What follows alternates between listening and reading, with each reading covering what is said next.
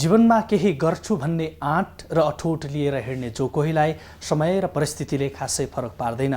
यस्तै समयलाई आफूसँगै हिँडाउन सफल एक व्यक्ति हुन् स्वर्गीय शेषराज दली। स्वागत छ कार्यक्रम रूपान्तरणमा। स्वर्गीय शेषराज दलीको शताब्दी जन्मतिथिको उपलक्ष्यमा उहाँको सम्झनामा यस कार्यक्रमलाई समर्पित गर्दछौँ। काठमाडौँको मरुहिटी टोलमा विक्रम सम्मत 1972 पौष 25 गते बुबा कृतिराज र आमा सानुदेवीबाट जन्मिनुभएका शेषराज दलीको 5 वर्षीय हिरादेवीसँग 9 वर्षका उमेरमा विवाह भएको थियो।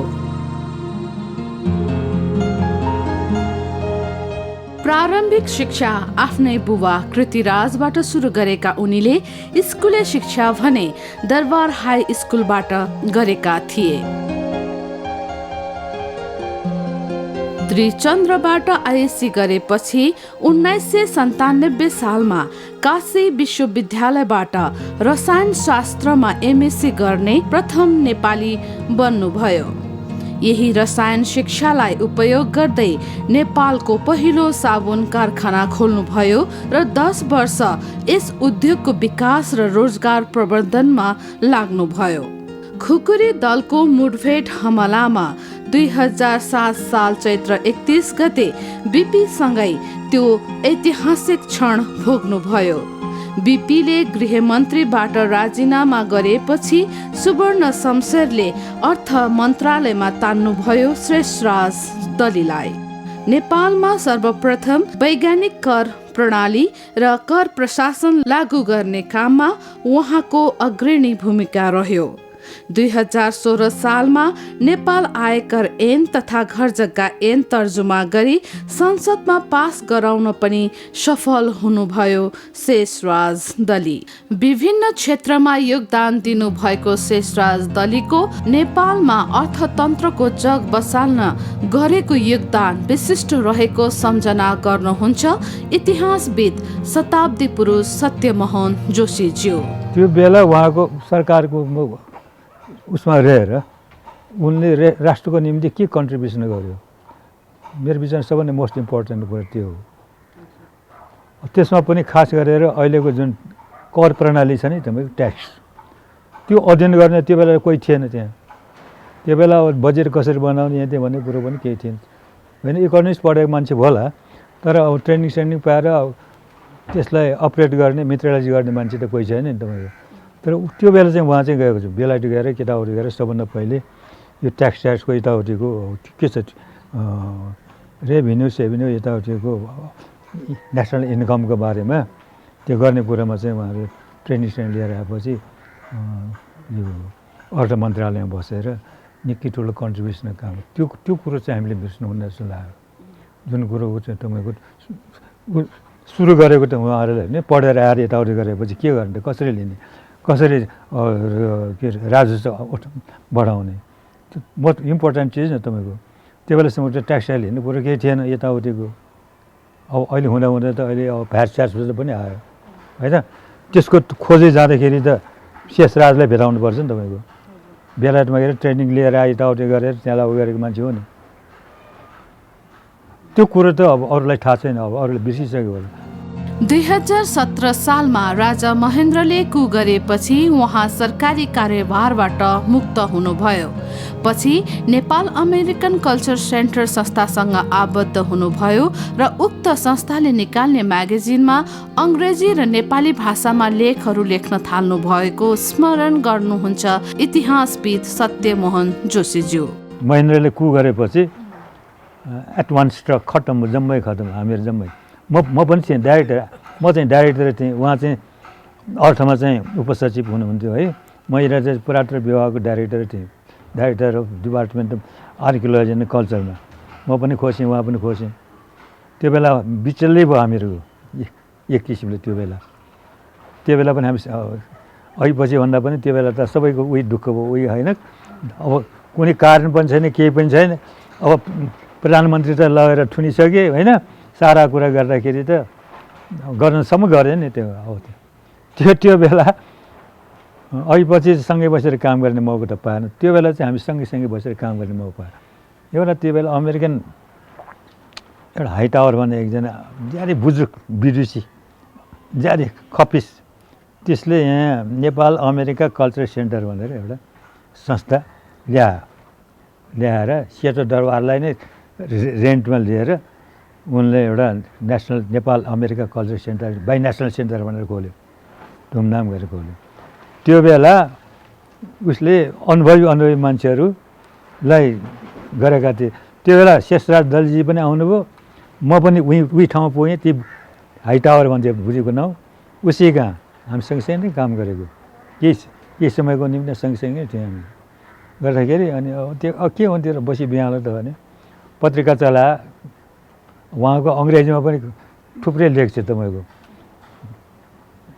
अब त्यो पत्रिका त चलाउनु पऱ्यो होइन, अनि चाहिँ अब अरू नेपालीमा चलाएर भएन, अङ्ग्रेजीमा नि गर्नुपर्ने उनीहरूको निम्ति।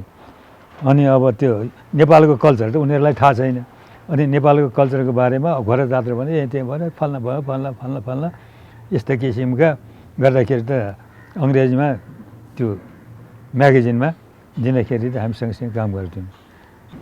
अब राणाहरूको टाइममा त ज्यादै सप्रेस गरिसकेको छ भाषालाई, ज्यादै नराम्ररी सप्रेस गर्यो है। केही कुरो प्रचारमा ल्याउनु पनि नपाइने, छपाउनु पनि नपाइने, यताउति गर्दाखेरि त त्यो उसमा भित्रभित्र त रेनाइसेन्स जस्तो गरेर पुनर्जागरण जस्तो गरेर मान्छेमा त क्रान्ति भावना आइरहन्छ नि। हाम्रो दोष त केही थिएन, यो भाषाको त केही दोष छैन। भाषामा पनि बोल्न पनि नपाइने, बोल्न पनि भनेको यताउति अग्रम बग्रम कुनै किसिम प्रोग्रेसिभ टाइपले बोल्न नपाउने भनेको नि। साहित्यको रचनामा पनि सेन्सर गर्ने, यताउति गर्ने, कहीँ शङ्का लगाउने, यताउति गर्ने। त्यही भएर सिद्धिचरणलाई पनि त्यही भाषाकै निम्ति क्रान्ति बिना थन दैमको सुख शान्ति भनेर एउटा कविता, वर्षक टाइटल वर्षा, त्यो वर्षकमा पानी पर्दाखेरि गराङ गुरुङ गरेर चाहिँ बिजुली चम्कन्छ, यताउति हुन्छ होइन। एउटा क्रान्तिको चाहिँ स्वभाव जस्तो गराङ गुरुङ गरेर हुन्छ, बतास आउँछ, आनी बेरी आउँछ होइन। त्यसपछि बल्ल पानी आएर पानी गइसकेपछि अनि खेती राम्रो हुन्छ, खेतपाती राम्रो हुन्छ नि। त्यो लास्ट टाइममा त्यसले त्यही आधारमा समातेर लगेको नि। सर्वस्व हरण र 4 वर्षको जेल सजाय पायो उसले। अब यति बेला त 97 सालको परबाट गइगयो, सिद्धिचरण त निस्किसकेको चाहिँ बाहिर। 4 वर्ष त उसले बसेन, 6-7 वर्ष बसेपछि छुट भयो उसलाई गरेर आएपछि अब फेरि हामीले केही जागरण गर्नु पर्यो भनेर नेपाल भाषा परिषद जुन गठन गर्यो एउटा संस्था, त्यो गठन गरेकोमा चाहिँ शेषराजीहरू सुरुको जम्मै यिनीहरू काम गरेको, उहाँहरूले काम गरेको। फेरि जागरण आयो, तर जे पनि डेडिकेटेड हो है, मातृभाषाको निम्ति डेडिकेटेडमा र पथ प्रदर्शक, बाटो देखाउने र प्रेरणा दिने, हौसला दिने नयाँ पिँढीकालाई जुन एउटा ग्रुप छ त्यो बेलाका नेपाल भाषा परिषदका 6-7 जना जुन एउटा महारथीहरू हुन्छ, ती महारथीमध्ये एकजना चाहिँ शेषराज दलले पनि पर्नुहुन्छ। जनरल भीमसेन थापा र तत्कालीन नेपाल जङ्गबहादुरको कथा, नेपाली इतिहास, म अझै बाँचेको रहेछु जस्ता दर्जनौं कृतिका कृतिकार तथा नेपाल भाषा एकाडेमीका चान्सलर चित्तरञ्जन नेपालीको सम्झनामा स्वर्गीय शेषराज दलीको व्यक्तित्व। अब शेषराज दली उहाँ चाहिँ भनौँ व्यक्ति एउटा भए पनि उहाँको विभिन्न व्यक्तित्वहरू, कमसेकम 3टा व्यक्तित्व हामीले चाहिँ सम्झनुपर्छ। हुन त उहाँ एउटा पहिलो के हो, उहाँ नेपालमा एउटा केमिस्ट्रीमा पास गरेर एमएससी पास गरेर आएको पुराना पहिलो व्यक्तिहरूमध्ये हुनुहुन्छ। र उहाँको 3टा व्यक्तित्व छ। एउटा व्यक्तित्व के हो भने उहाँले चाहिँ एउटा नेपालमा काठमाडौँभित्र भनौँ, नेपालमा राणाको जमानामा नै 98 सालमा नै साबुन फ्याक्ट्री खडा गरेर मान्छेहरू एमए बिए एमएससी पढेर आएपछि जागिर खान्छन्, प्रोफेसर हुन्छन्।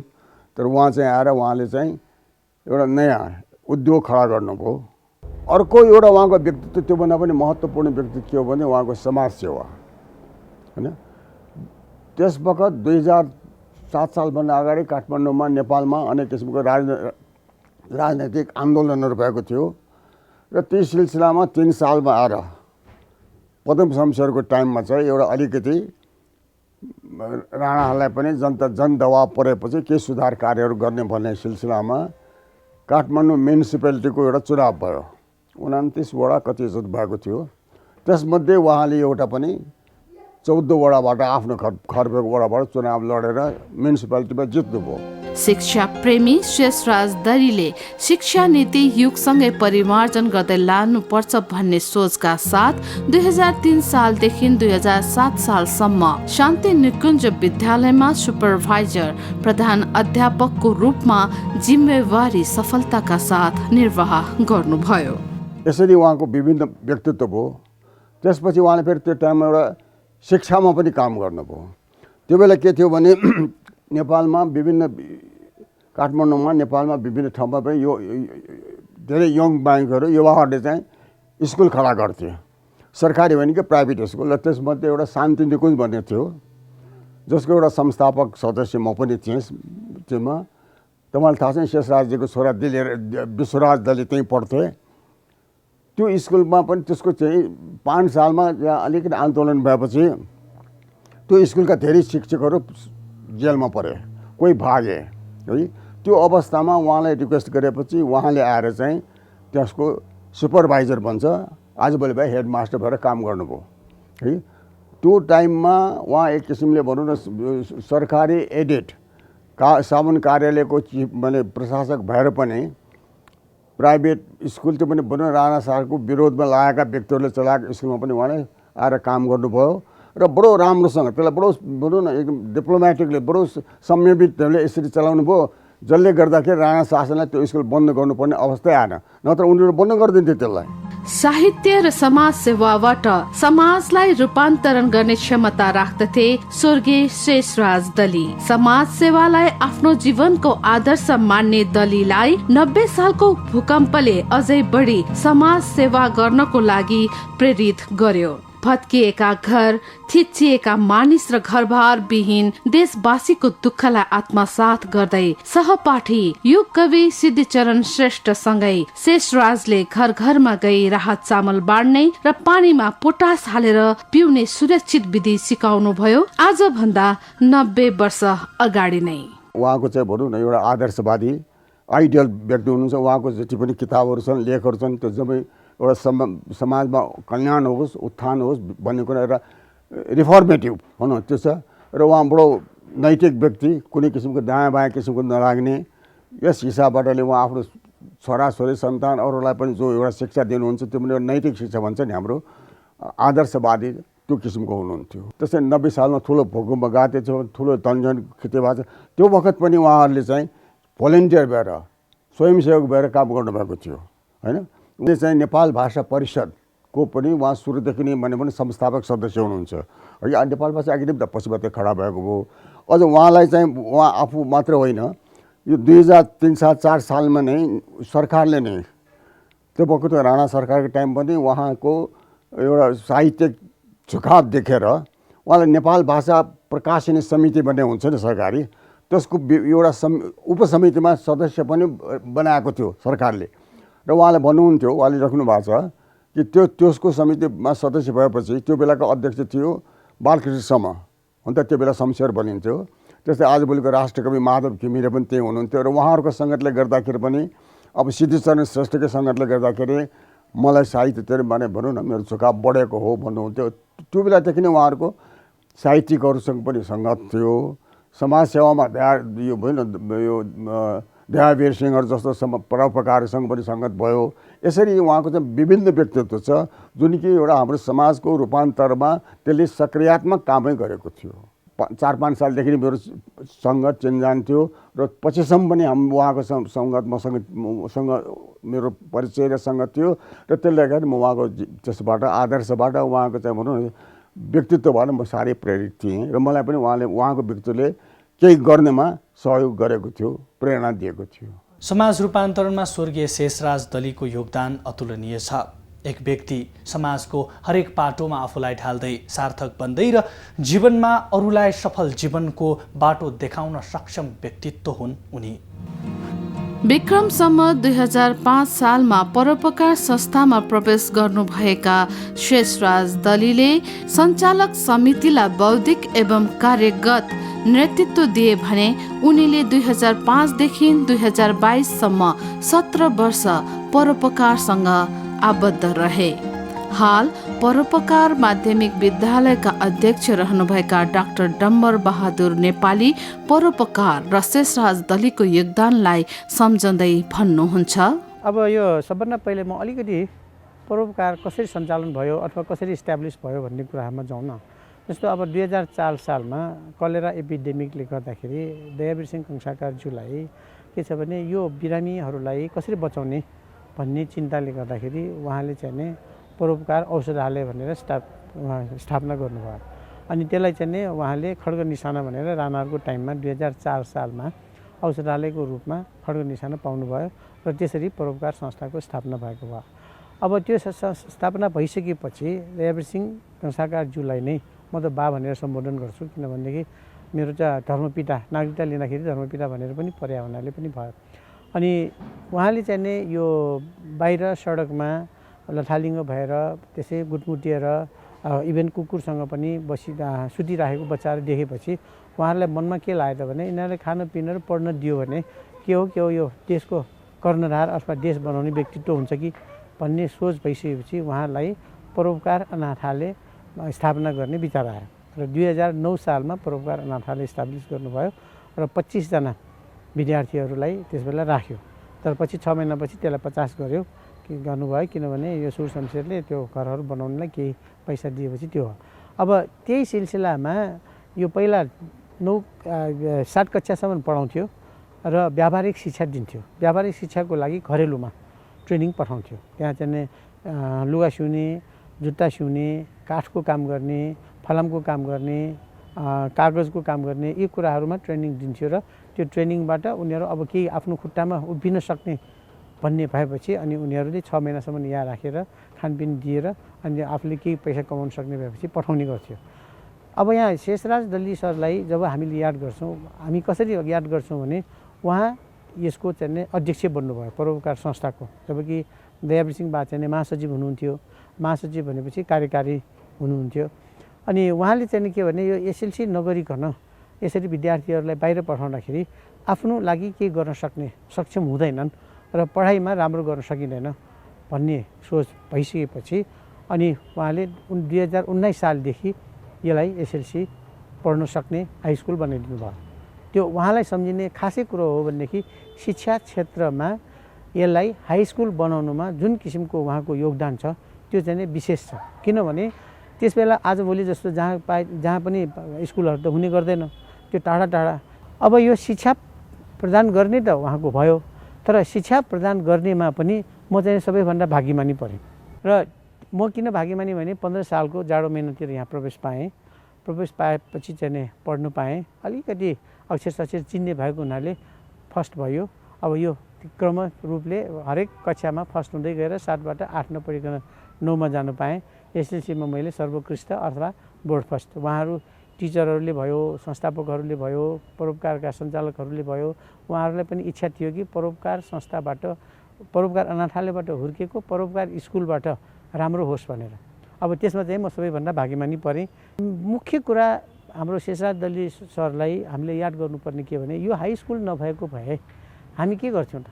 ठिक छ, व्यावहारिक शिक्षा लिन्थ्यौँ र व्यावहारिक शिक्षाबाटै हामीले जे गर्न सक्छौँ त्यसैबाट हुन्थ्यो। भनेपछि शिक्षा नपुगिकन मैले अब त भनौँ न, अब मैले इन्जिनियरिङ गरेर आएँ, मास्टर्स गर्न पाएँ, पिएचडीसम्म पनि सिद्ध्याएर आएँ, जलस्रोत विज्ञको हिसाबले जलस्रोतमा अध्ययन गरेर आएँ। यहाँ मैले पिएचडी गरेर आएको कारणले गर्दाखेरि मलाई चाहिँ नेपाली पैसामा नेपालीहरूले नै डिजाइन गरेर प्रोजेक्ट बनाउनुपर्छ जसले अरूहरूमा पनि यो कुरा अगाडि जाओस् भन्ने थियो।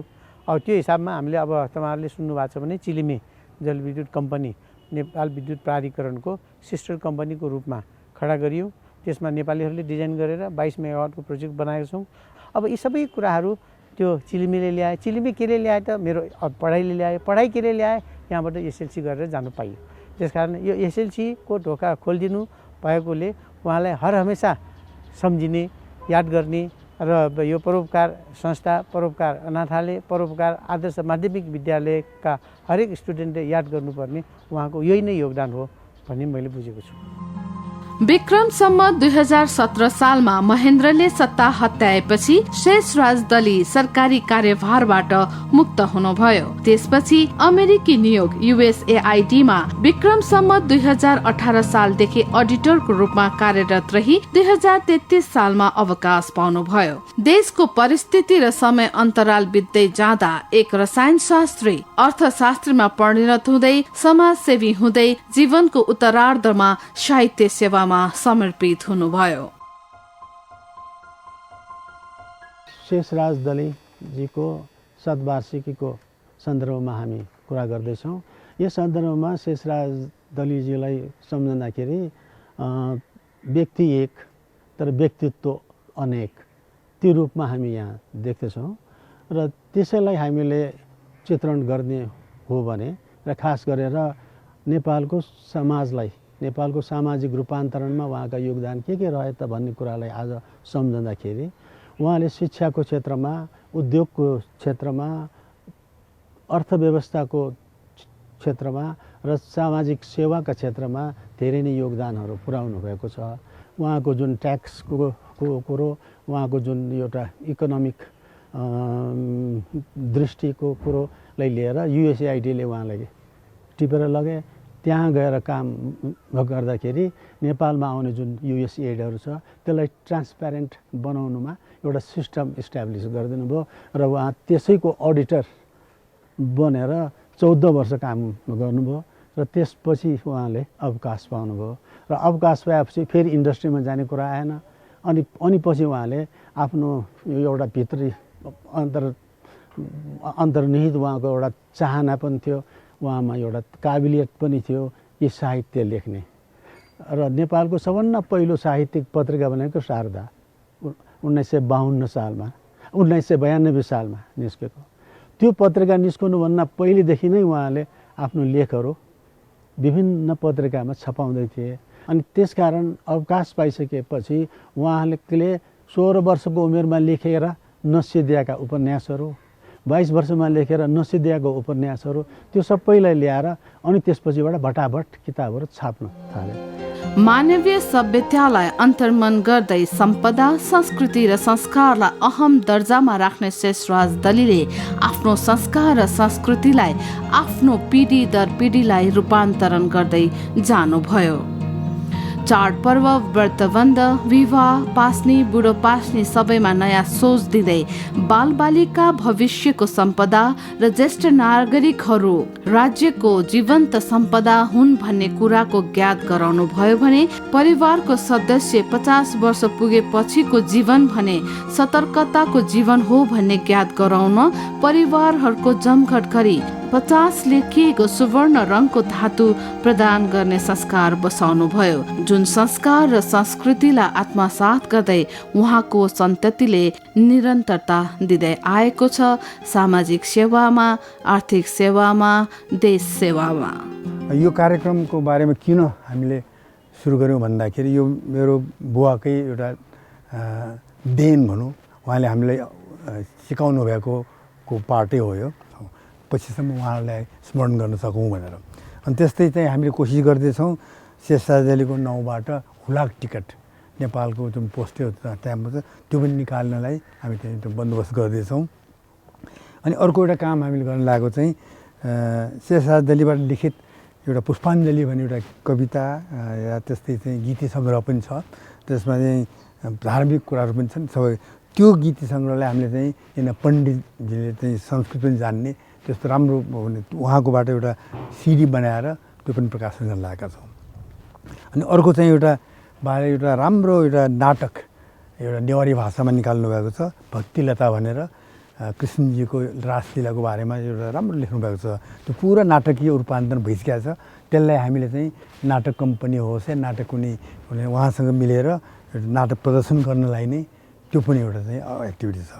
अनि अर्को चाहिँ अब समसामयिक विषय भन्नु कि यो हाम्रो 72 सालको जुन भूकम्प भयो, महाभूकम्प, त्यसले गरेर हाम्रो खोकनामा एउटा शेष हेरा अध्ययन केन्द्र भनिन्छ, त्यहाँका हाम्रो कार्यकर्तालाई धेरै नोक्सान भएको छ, अरूलाई पनि भएको छ। तर उहाँहरूको नोक्सान भएकोलाई हामीले चाहिँ के सहयोग गर्नुपर्छ भनेर शेष हेरा प्रतिष्ठान तर्फबाट उहाँहरूलाई पनि के आर्थिक सहयोग दिने। त्यस्तै अनाथालय स्कुलको जुन हामीले कुरा गऱ्यौँ परोपकार स्कुल, त्यहाँ पनि धेरै नोक्सान भएको छ। त्यहाँको लागि पनि हाम्रो सदस्य आजीवन सदस्यहरूबाट बाहिरका विदेशबाट बसेकाहरूलाई पनि पैसा पठाएका छन्। त्यो आर्थिक सहयोग उनीहरूलाई पनि गर्ने भनेर त्यो 4-5 कार्यक्रम गरिरहेका छौँ।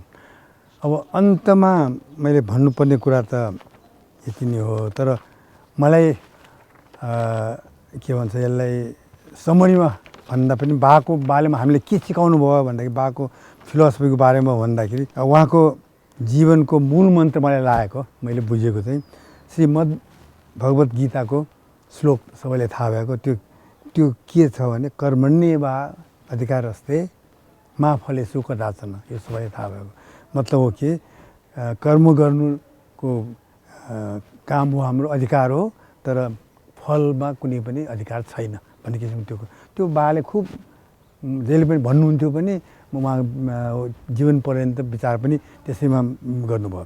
त सो अनुसार उहाँले नेपाली समाजको उत्थानको लागि विभिन्न कर्म जीवन पर्यन्त गर्नुभएको छ, त्यो मैले बुझेको।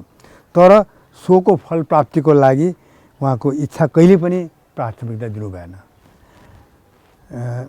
उहाँले भन्नुहुन्थ्यो म र मेरी श्रीमती हिराले नेपाली समाजलाई अझ अगाडि बढाउन हाम्रा सन्तानहरूलाई सुशिक्षित सुसंस्कृत गरेर छोडेका छौँ। यही नै हाम्रो सन्तोषजनक उपलब्धि हो। एक व्यक्तिको परिवार अनि समाज रूपान्तरणमा विशेष भूमिका हुने गर्दछ। जीवनका विभिन्न पाटोहरूमा आफूलाई उभ्याउन जो कोहीले सक्दैन, तर कोसिस भने अवश्य गर्न सकिन्छ। हवस् त आजको निमित्त कार्यक्रम रूपान्तरणबाट बिदा चाहन्छौँ। आगामी अङ्कमा अर्को एक नयाँ प्रेरणाका कथाका साथ फेरि उपस्थित हुनेछौँ। फेरि भेटौँला। नमस्कार।